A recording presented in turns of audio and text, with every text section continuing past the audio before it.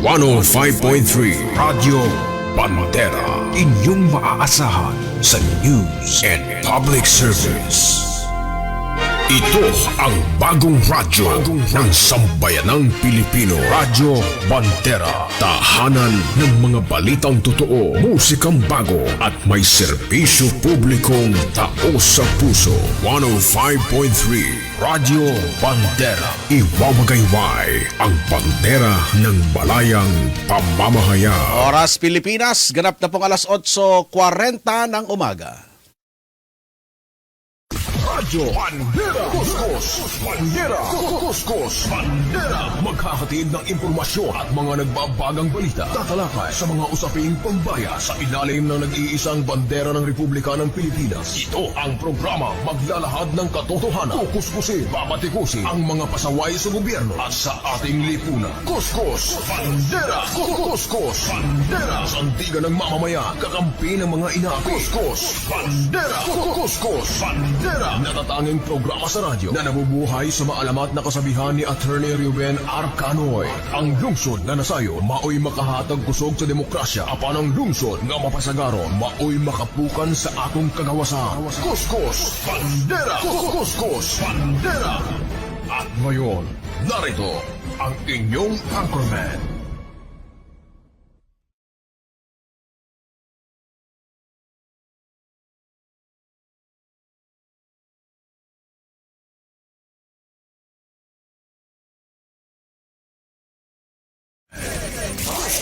Magandang umaga Pilipinas, magandang umaga Cotabato City at Bangsamoro Autonomous Region in Muslim Mindanao.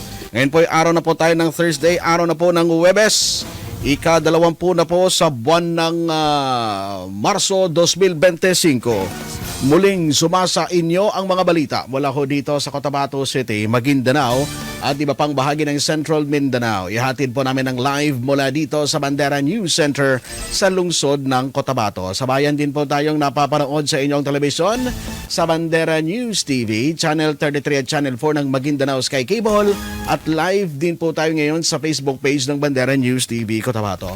Ako po ang inyong tagapagbalita, Jasper Acosta. Meron pong inilabas na paanunsyo si Cotabato City Mayor Bruce Matabalaw, no face-to-face classes ipatutupad sa Cotabato City sa huling 10 araw ng Ramadan. Ito po ay magsisimula March 21 onwards. Ibig sabihin, bilang paghahanda sa Laylatul Qadr, Night of Power, ang pinaka-banal na gabi sa Islamic calendar na pumapasok sa huling 10 araw ng Ramadan, walang face-to-face classes sa public schools mula K-12 na paaralan mula Marso 21.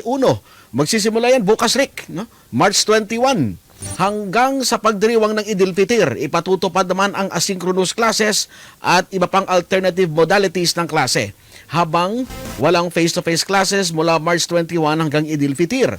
Para naman sa mga pribadong paaralan, sa mga private school, makinig ho kayo, kolehiyo at mga universities, ibinibigay ang pagpapasya sa kanilang mga school administration.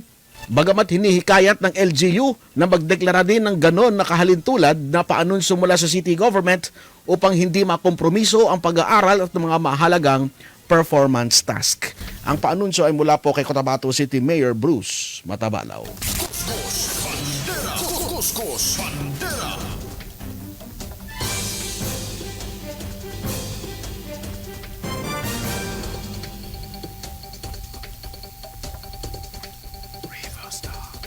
Sa mga oras na ito ay marami na pong kababayan natin ang nandyan sa Bangsamoro Government Center sa Cotabato City. Dahil ngayong araw po nakaschedule ang assumption of office ni BARM Interim Chief Minister Ahod Abdul Rauf Makakuwa Rader kapalit ni Ahod Balawag Ibrahim. Nagpalabas na rin po ng memorandum si Chief Minister Abdul Rauf Makakuwa, Memorandum Order number 0095 stating na to Wali of the Bangsamoro, Speaker of the Parliament and all members of the Parliament, all ministers and head of offices, assumption to office, the undersigned will formally assume office this 20th day of March, 8:30 in the morning at the office of the Chief Minister, Bangsamoro Government Center. we request the honor of your presence to grace the said occasion. Your presence would be a testament to unity and cooperation that our government strives to uphold, and we look forward for your attendance and participation in this significant occasion. Thank you for your continued support.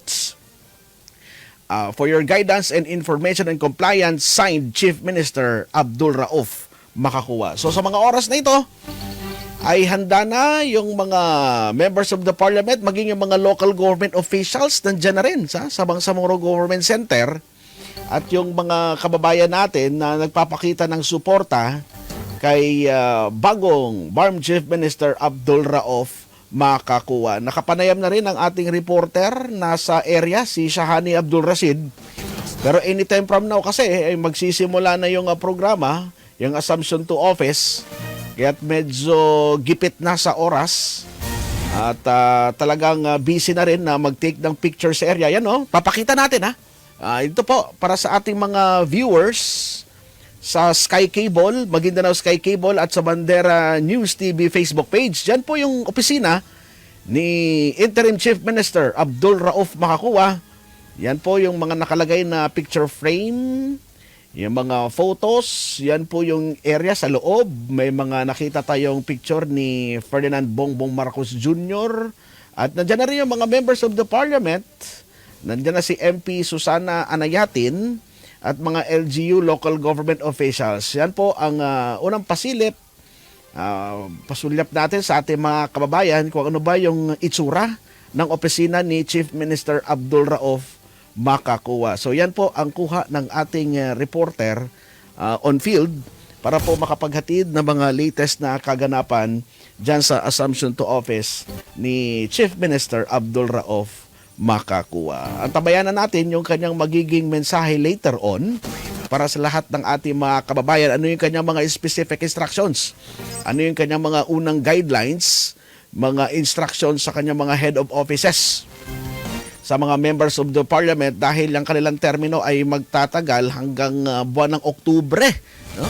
Dahil sa Oktubre nga po yung eleksyon sa Bangsamoro, so hanggang Oktubre pa yung kanilang termino, 7 months yung kanilang term. So ganyan karami yung tao sa labas. Pagmasdan yung ating mga kababayan, nandyan gusto rin kasi masilayan nila yung isa sa mga historic moment ng Bangsamoro Region, itong pagupo ni Abdul Rauf Makakuwa, Lasami Gambar. So marami na rin sa ating mga kababayan dahil present din yung lahat ng mga empleyado upang ma-witness ang aktibidad na ito.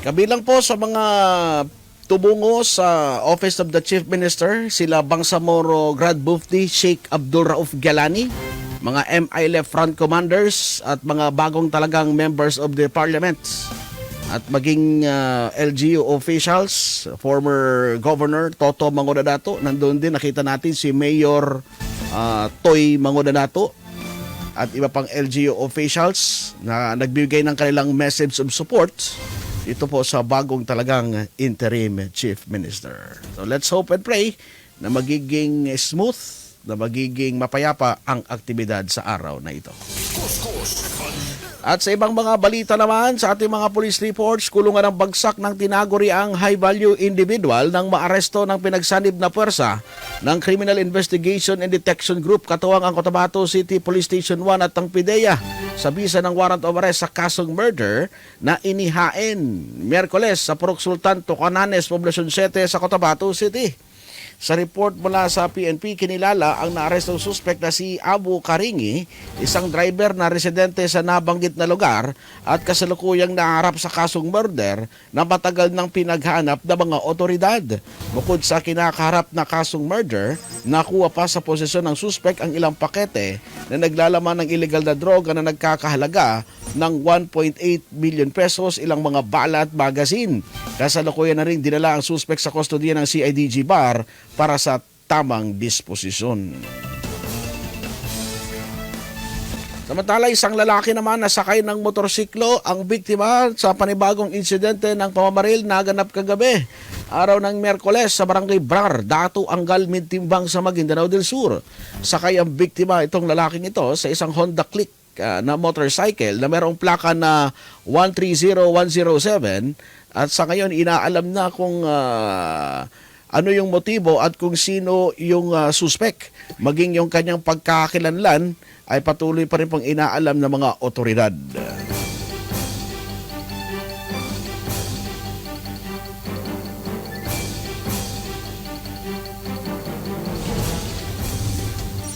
Samantala, pulis na nanita ng motorista at sinasabing peke ang hawak ng driver's license na mula sa Bangsamoro o sa BLTO BARM noong February 22 sa Cabacan, North Cotabato, nag-public apology kasabay ng kanilang pagbisita sa Bangsamoro Land Transportation Office. Talagang ito yung ginawang public apology ng pulis dahil sa kanya, no?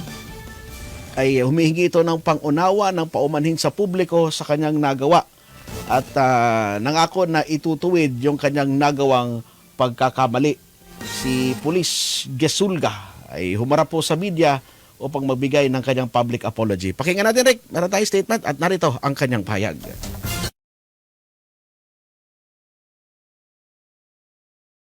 Lahat, sa BARM LTO kay Regional Director Sir Gayak, Sir, sa aming Provincial Director si Police Colonel Gilbert Tuson. Magandang hapon po. So, ako po ay nandito para humingi ng kapatawaran sa aking nasabi noong February 22 sa Cabacan. Wala naman akong intention para siraan po ang ating BARM LTO. Yun lang, kung ano man yung nasabi ko doon, pagpasensyahan nyo na sana. Taos puso po akong humingi ng kapatawaran sa BARM LTO. Yun lang, sir.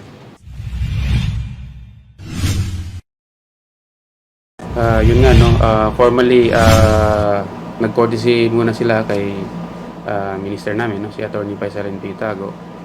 And then nagpakilala sila, and then nandun din yung police personnel na mismong sumita sa ating kliyente dito sa BARM, no. And then nagpaliwanag sila, and si minister naman nagpaliwanag din, no, doon sa mandato namin. And then especially na-emphasize niya yung issuances natin is hindi peke, no. Ang government kailanman is hindi pwede mag-issue ng documents na peke. So yun yung pinaliwanag ni minister, and then yun nga, humingi sila ng public apology yung tao mismo na involved, yung police personnel. At yun nga, malugod naman nating tinanggap, no, sa on behalf ng BLTO, and then yung ministry is tinatanggap naman natin yun. Since yun nga, sila na mismo yung pumunta dito sa atin, nagpakumbaba at humingi ng kapatawaran. So yun, pinagbigyan po natin yun. Spare dun sa napag-usapan namin sa legal namin kay minister, no, kung sakaling akyat nga sila dito sa atin at hingi ng public apology, baka siguro hindi na namin itutuloy, no. Kasi yung PNP organization is meron naman silang kinakandak na investigation, and I believe tapos na yung investigation nila. May mga sanctions na silang ibibigay doon sa tao.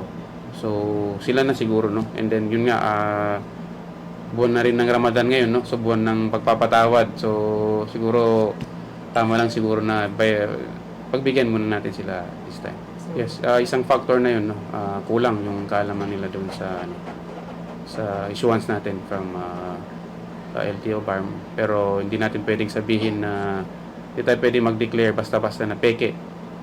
Kasi yun nga, government issued dyan. So hindi na narapat na husgahan natin yung mga issuances na in-issue ng government. Of course, mag-cooperate sila, no? And then tutulong sila sa mga information campaign natin, no? Information dissemination natin. Especially sakop nila yung North Cotabato. So, sila na yung bahala, no? Mag-reproduce yung mga memorandums natin and then mag-inform dun sa mga kasama nila sa PNP. Yes, actually ito matagal ng issue, no? And then yung iba, yung iilan is alam na rin nila na meron ng official na nilabas ang LTO Central Office dun sa recognition na lahat ng issuances natin, yung driver's license, pati yung mga renewal ng mga registration natin, no? So dapat talaga na kumbaga i-recognize na nila, i-honor na nila na legit yung binibigyan natin ng mga dokumento galing dito sa BLTO. So yung pa rin yung mga admin keys, no? Yung pa rin yung kadalasan na pwede nating may sampa doon sa mga kung sakaling meron pa rin na na hindi magre-recognize sa ating mga issuance. So far after nung incident sa Kabakan is parang wala na, no? Tumahimik na yung social media natin. And then siguro yung mga kababayan din natin is malamang na well-informed na rin sila dun sa mga nangyayari and then yun nga sa mga memorandum na lumalabas. Ina-advise natin na kung meron pang mangyaring ganun, mag-report sila sa amin, no? Mag-file sila ng complaint sa amin and then kung hanggat maaari, kumuha sila ng ebidensya kasi mahirap naman yung mga hearsay lang, no? Walang ebidensya para meron tayong may tulong dun sa case build-up natin yung sakaling meron pa rin. Yun nga, no? Siguro definitely papailan natin ng kaso talaga. Like for example, yung nangyari sa Metro Manila, no? So itutuloy namin yung kaso na yun. Yung case kasi dito is mismo sila na yung lumapit sa atin. So parang nagmagandang loob na rin sila na humingi ng paumanhin. So nararapat naman siguro na bigyan natin ng pangunawa. I'm very thankful that the provincial director of the North Cotabato province visited our office and they expressed their regret and asking for the apology that the inconvenience happens regarding the incident happens more than a month ago, regarding the issue of the driver's license issued by the Bangsamoro government through the Bangsamoro Land Transportation Office. So maganda, sinabi nila yung umingi sila ng paumanhin sa mga nangyayari ngayon. Yung sinasabi ko sa kanila, we are all government official and employees, coordination and collaboration is very essential in pursuing our mandate to the people. Kaya sana tuloy-tuloy itong collaboration at coordination among our offices with the law enforcement agencies of the government.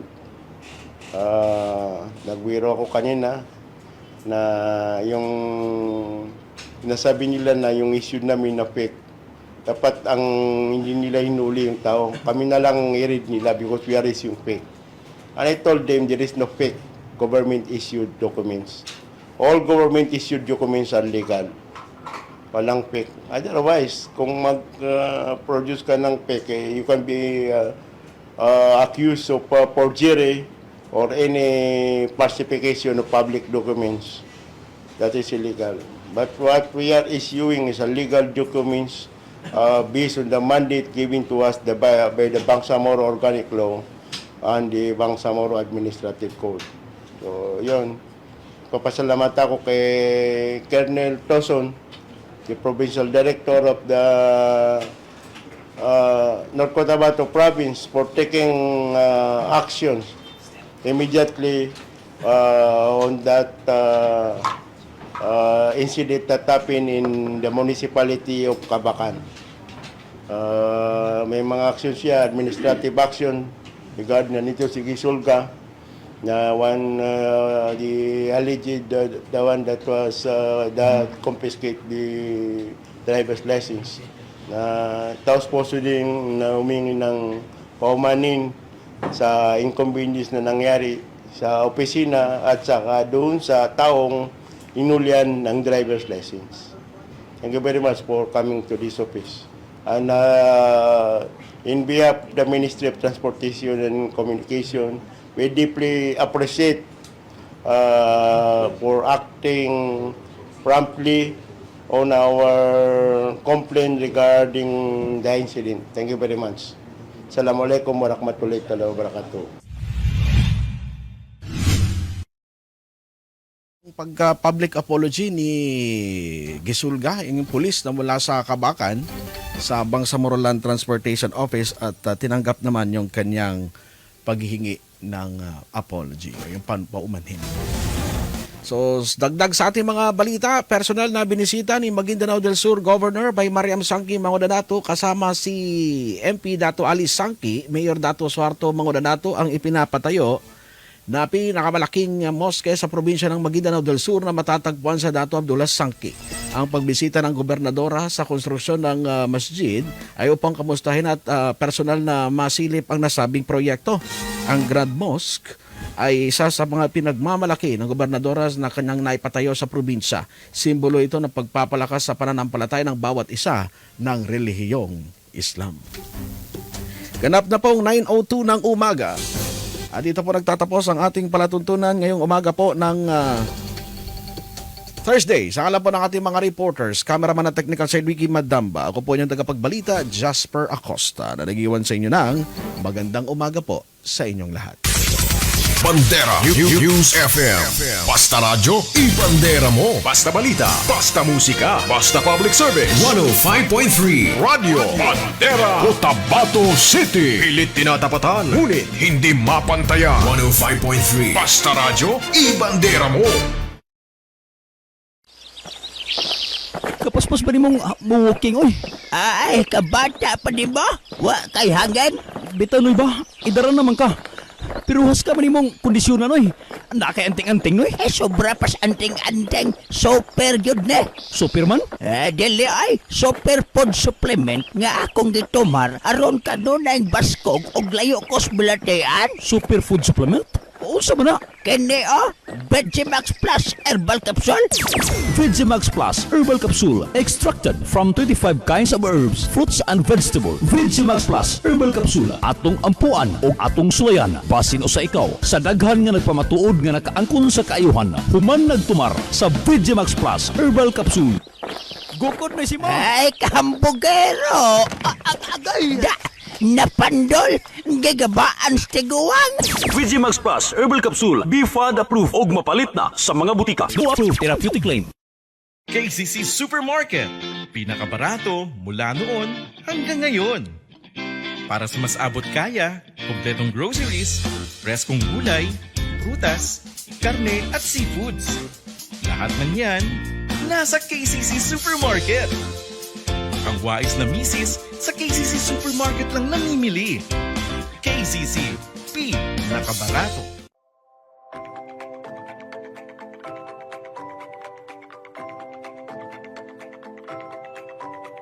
Ang Bangsamoro Party o BAPA ay para sa kapayapaan, hustisya, kaunlaran at karapatan ng Bangsamoro. Ito ay nagsisilbing tahanan, silungan at kaagapay ng lahat, mapamusliman, Kristiyano at lumad. Partido na umpungan na may tunay na malasakit sa ating bayan. Sa oras ng kagipitan, si BAPA ang maaasahan na ipaglaban ng inyong karapatan. Dahil sa BAPA, lahat kasali at walang maiiwan. Kaya naman, kay BAPA Tanulangon.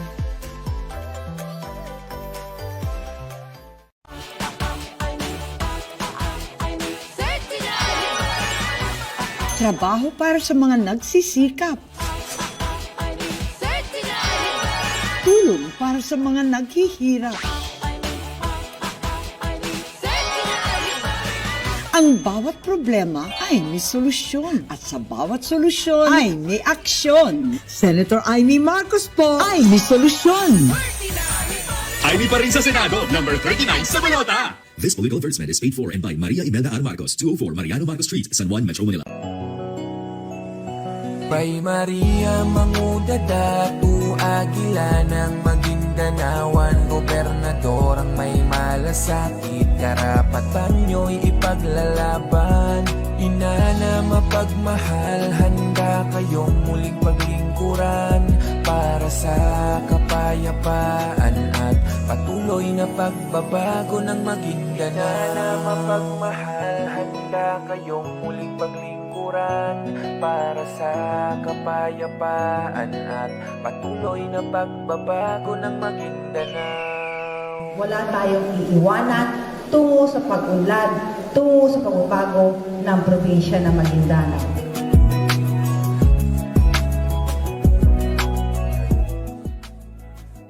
Sino magtataguyod sa magsasaka? Agri sa agri, umagri tayong muli sa agri. Agrikultura, sandigan ng ating bayan, buong bansa nakikinabang. Umagri at magkaisa, proteksyon laban sa smuggling at importasyon. Umagri tayong muli sa agri. Muling itanim sa Kongreso, Agri, patuloy ang paggawa ng mga batas para sa proteksyon at tulong pinansyal ng agrikultura. Umagri tayong muli sa agri. Number 88 sa Balota. Political advertisement. Paid for and by Agri Portuguese. Flores Street, Ermita, Manila.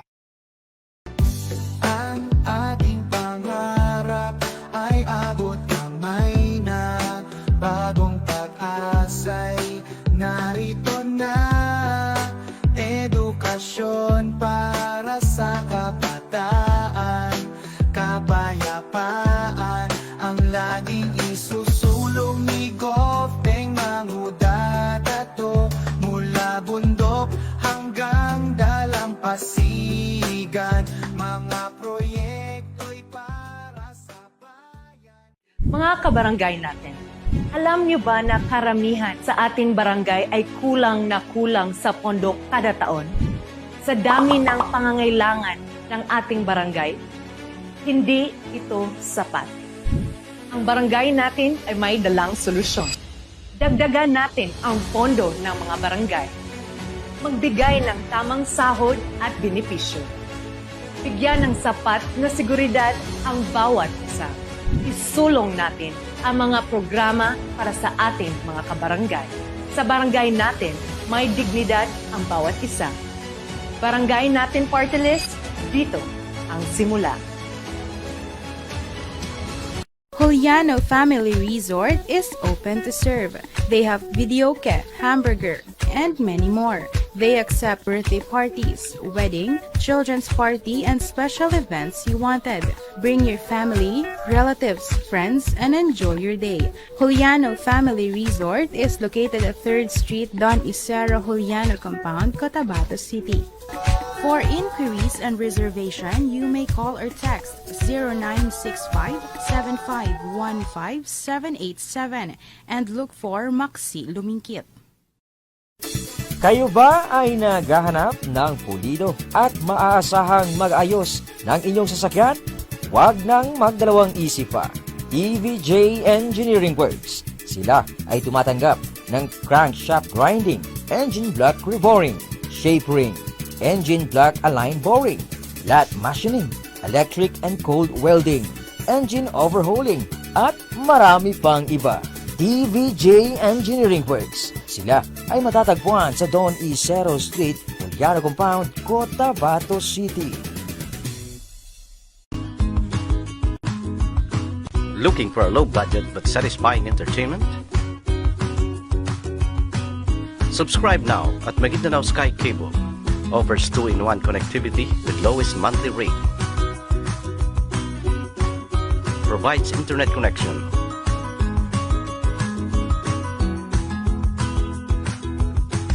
With unlimited surfing and no data capping. Maguindanao Sky Cable also provides cable connection with many exciting channels to choose from. These are the easy steps to apply. All you have to do is fill out the application form, bring identification card and any proof of billing to avail the best offer ever. 400 pesos a month with 50 pesos discount for updated cable TV subscriber and 998 pesos for internet with pre-cable TV and unlimited surfing 24/7. Visit us at Maguindanao Sky Cable Office at Oliano Compound, Don Isero Street, Cotabato City, and Quezon Avenue.